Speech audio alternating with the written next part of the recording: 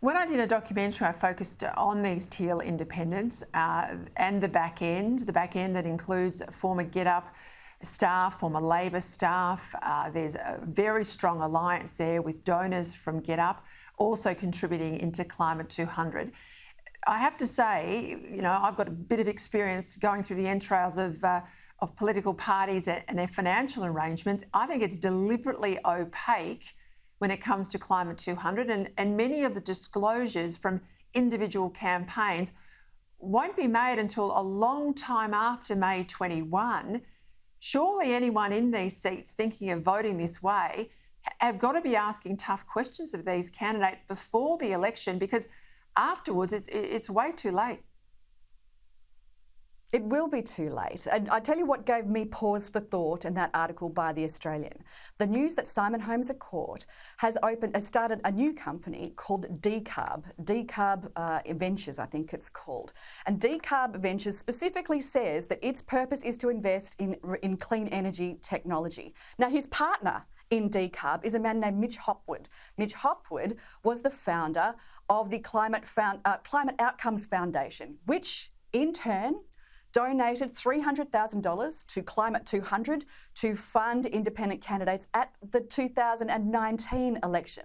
Now, the Climate Outcomes Foundation was a very murky organisation. It had no stated purpose other than to make that donation. It's now been wound up, but lo and behold, Mitch Hopwood pops up again as a partner with Simon Holmes at Court in Decarb Ventures. So the question needs to be asked now of those candidates that it is funding, that Climate 200 is funding.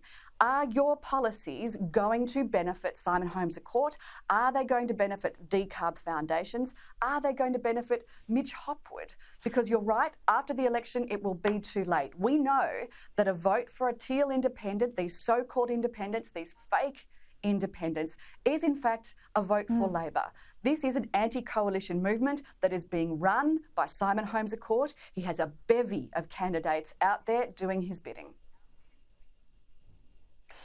I'm torn whether I think these so-called independents are just useful idiots, puppets that'll side with the Greens and are controlled by Simon Holmes at Court, or whether they're actually in on it, whether they want to be part of a machine that brings down the Liberals, because I do think they are an existential threat to the Liberal Party.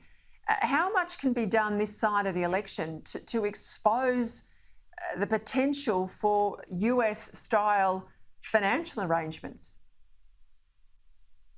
Well, I think that that's up to people with more investigative powers than do I. I think that the job now for voters is to ask those candidates themselves, what is it that you stand for and who stands to benefit? Should you be elected, who would you support in a hung parliament? Would you support the coalition? Because I very much doubt that any of them would. We certainly know that Monique Ryan would not. We certainly know that Zoe Daniel would not.